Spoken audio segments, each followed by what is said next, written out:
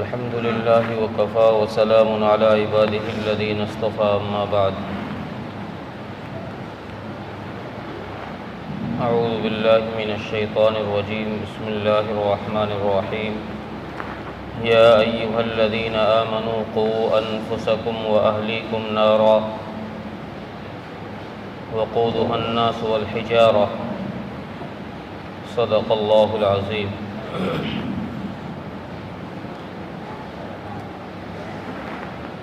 محترم عزیز و بزرگوں، غیور نوجوان دوستوں اور بھائیوں،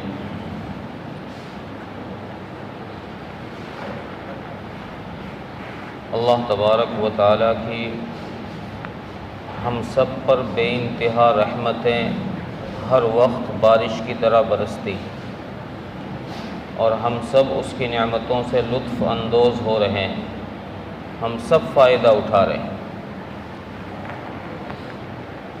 بیمار بھی اس کی نعمتوں کا فائدہ اٹھا رہا ہے، تندرست بھی اس کی نعمتوں سے فائدہ حاصل کر رہا ہے، امیر بھی، غریب بھی، جوان بھی، بوڑھا بھی، مرد بھی، عورت بھی، سب اس کی نعمتوں سے لطف اندوز ہو رہے ہیں۔ لیکن نعمتوں سے فائدہ اٹھانے کے ساتھ ساتھ ہم اس کے نافرمان بھی ہو رہے ہیں۔ ہماری نافرمانیاں علی الاعلان کھلم کھلا ہو رہی ہیں، ہمارے اندر سے شرم و حیا کا مادہ نکل چکا ہے، بڑے چھوٹے کی ادب اور پڑھے لکھوں کی قدر، یہ سب ہمارے اندر سے نکل چکی ہے۔ معاشرے کے اندر جو فحاشی اور عریانیت ہے اس کا اندازہ نہیں کیا جا سکتا اور اس کو بیان بھی نہیں کیا جا سکتا۔ اس کا ہم سب کو علم ہے کہ معاشرے کے اندر کس درجے کا بگاڑ موجود ہے، ہماری جوان نسل کس حد تک جا چکی ہے۔ اگر جوان نسل کے اندر سے کذب نکل جائے اور صداقت آ جائے، سچ بولنا آ جائے، بے حیائی نکل جائے، پاک دامنی آ جائے، تو معاشرہ بالکل صاف ستھرا ہو جائے گا، بالکل صاف ستھرا معاشرہ۔ معاشرے کی سب سے بنیادی وجہ جو ہے بگاڑ کی، وہ جوان نسلوں کے اندر جھوٹ بولنے کی عادت اور پاک دامنی کا نہ ہونا، یہ معاشرے کی بگاڑ کی جڑ ہے۔ اور اس کی بنیادی وجہ کیا ہے؟ چونکہ کچھ حقوق وہ ہیں جو اولاد پر ضروری ہیں ماں باپ کے، اور کچھ حقوق وہ ہیں جو ماں باپ پر ضروری ہیں کہ اولاد کے پورے کریں۔ بگاڑ کی بنیاد یہی ہے کہ ہم اپنے بچوں کی تربیت صحیح نہیں کر پاتے۔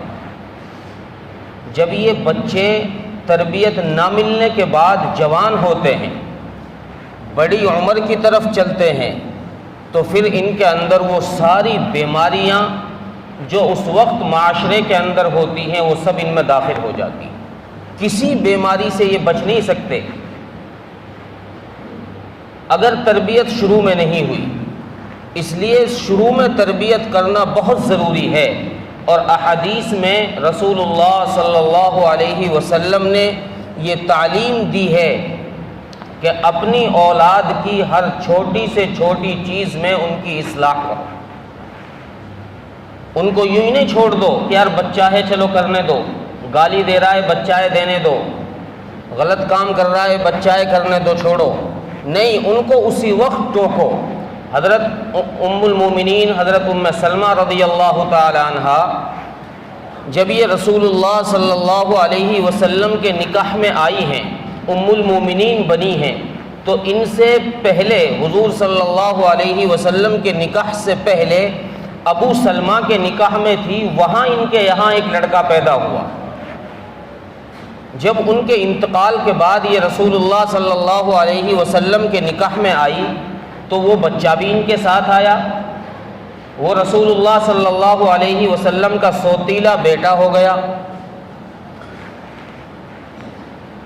ابو سلمہ ان کے لڑکے جو ہیں وہ خود یہ بات حدیث میں نقل کرتے ہیں کہ میں جب رسول اللہ صلی اللہ علیہ وسلم کے ساتھ حجرے میں ہوتا تھا اور کھانے کا وقت ہوتا تو میں چونکہ بچہ تھا میری عادت تھی کہ میں پلیٹ میں جب ساتھ رسول اللہ صلی اللہ علیہ وسلم کھاتے تو میں کبھی ایک نوالا ادھر ٹیک لیتا، ایک نوالا ادھر ٹیک لیتا، ایک نوالا ادھر ٹیک لیتا۔ رسول اللہ صلی اللہ علیہ وسلم نے اس پر مجھے تنبیہ فرمائی اور فرمایا کہ بیٹا اپنے سامنے سے کھاؤ۔ اتنی چھوٹی سی بات پر تنبیہ کی جا رہی ہے، بچے کی تربیت کی جا رہی ہے کہ بیٹا نہیں، یہ اس طرح کھانا صحیح نہیں ہے، اپنے سامنے سے کھاؤ اور بسم اللہ پڑھ کر کھاؤ۔ یہ رسول اللہ صلی اللہ علیہ وسلم کی تعلیم دی جا رہی اور بتایا جا رہا ہے کہ بچوں کی تربیت ایسے کی جاتی ہے۔ حضرت امام حسن اور امام حسین کی تربیت کا کیا عالم ہے، کیسی تربیت رسول اللہ صلی اللہ علیہ وسلم نے کی ہے۔ جب بچے کی تربیت ایسی ہوگی تو پھر یہ بچہ آگے چل کر دیندار بنے گا اور اس سے دین کی اشاعت ہوگی، پھر یہ فرما بردار بنے گا، نافرمان نہیں بنے گا۔ پھر اس کے لیے دوسروں سے دعاؤں کی درخواست کرنے کی ضرورت نہیں پڑے گی کہ یار بچہ بیکار ہو گیا، نافرمان ہو گیا، ذرا اس کے لیے دعا کرو۔ کبھی امام صاحب کے پاس جاؤ، کبھی کسی بزرگ کے پاس جاؤ، کبھی پیر صاحب کے پاس جاؤ، جی بچہ نافرمان ہو گیا، اس کے لیے کوئی تعویذ بنا دو، دعا کر دو، پھر اس کی ضرورت نہیں پڑے گی۔ حضرت عمر فاروق رضی اللہ تعالی عنہ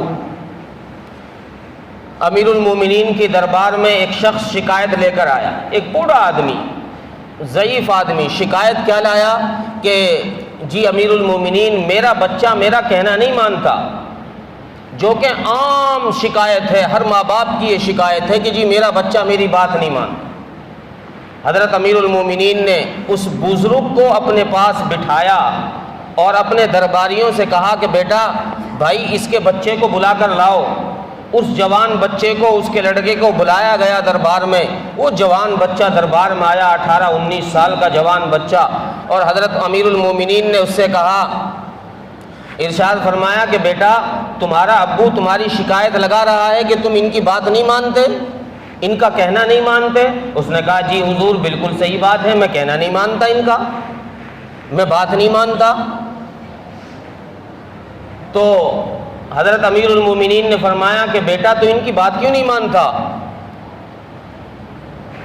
تو امیر المومنین سے وہ جوان بچہ کیا کہہ رہا ہے کہ امیر المومنین کیا میرا ہی ان پر حق ہے یا ان کا بھی مجھ پر حق ہے؟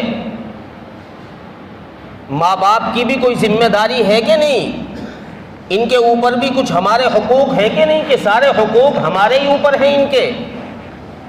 حضرت امیر المومنین نے کیا بات ارشاد فرمائی، فرمایا کہ ہاں بیٹا ماں باپ پر بھی 3 حق ہیں اولاد کے، ماں باپ پر 3 حق ہیں اولاد کے۔ سب سے پہلا حق یہ ہے کہ باپ جب نکاح کرے، جب اپنی شادی کا سوچے، تو سب سے پہلا حق یہ ہے کہ کوئی نیک صالح عورت سے نکاح کرے۔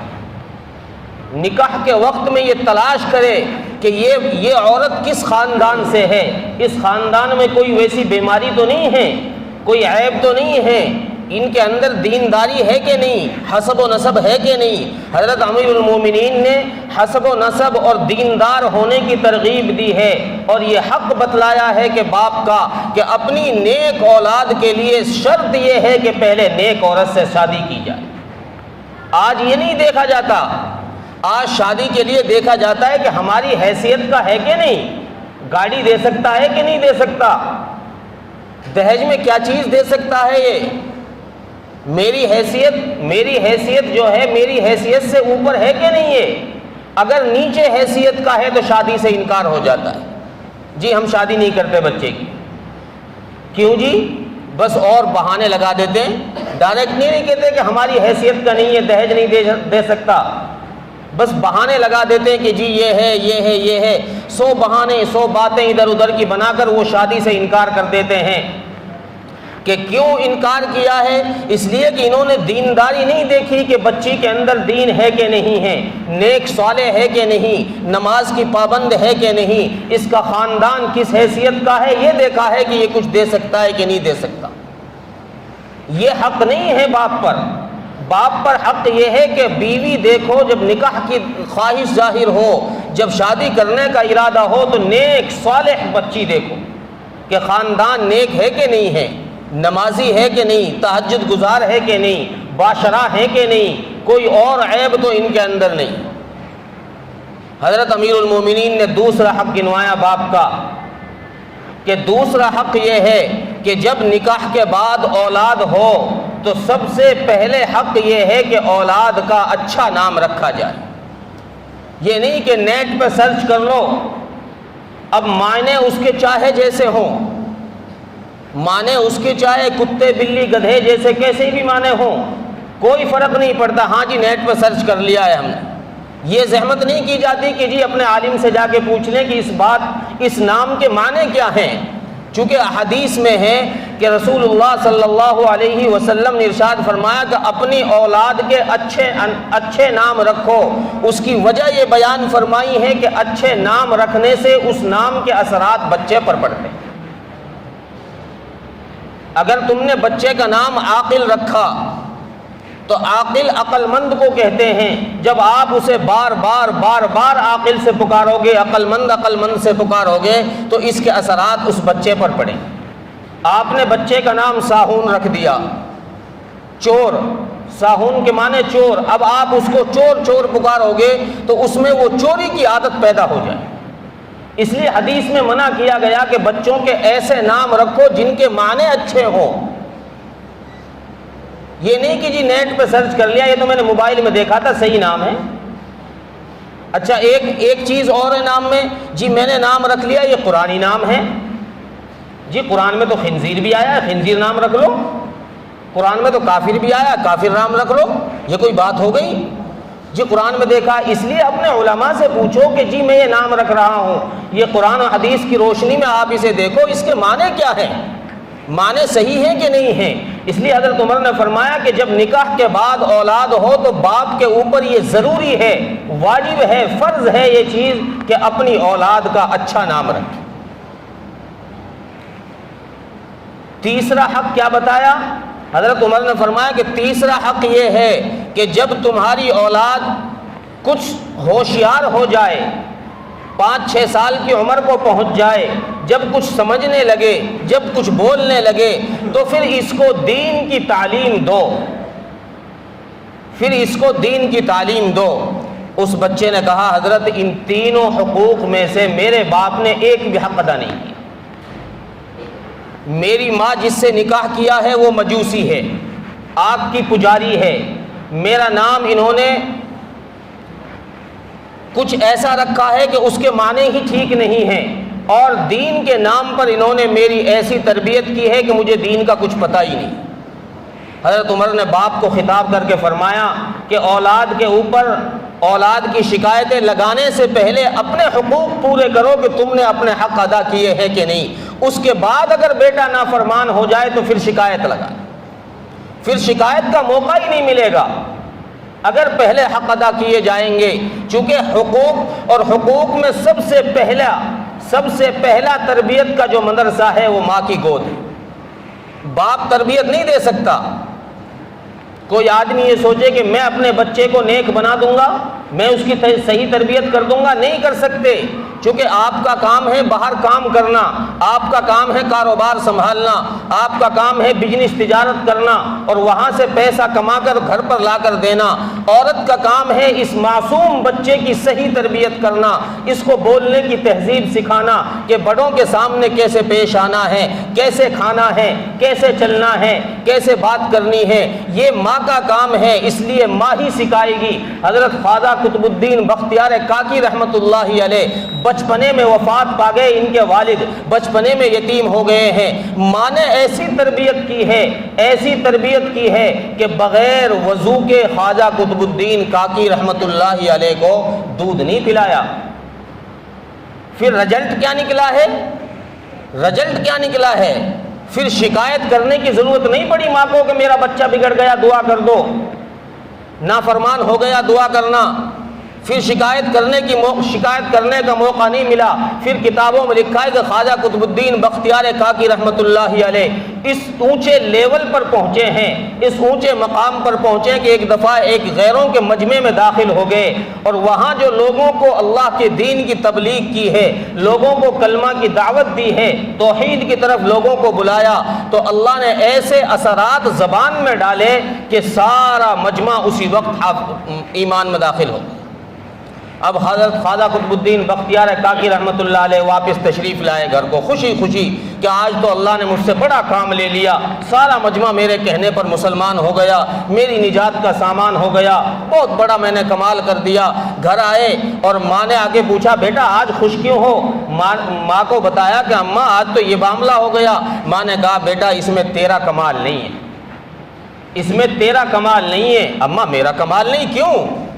دعوت میں نے دی ہے، سمجھایا میں نے ہے، بتایا میں نے ہے، میرا کمال کیوں نہیں؟ اماں نے کہا بیٹا یہ تیری زبان میں جو اثر اللہ نے ڈالا ہے، یہ اس کا کمال ہے کہ میں نے تجھے کبھی بغیر وضو کے دودھ نہیں پلایا۔ ماں کی تربیت سے اولاد پروان چڑھتی ہے۔ مشہور حدیث، معروف حدیث، حضرت خنسا رضی اللہ تعالی عنہ جنگ قادسیہ میں اپنے 4 بیٹے شہید کرا دیے۔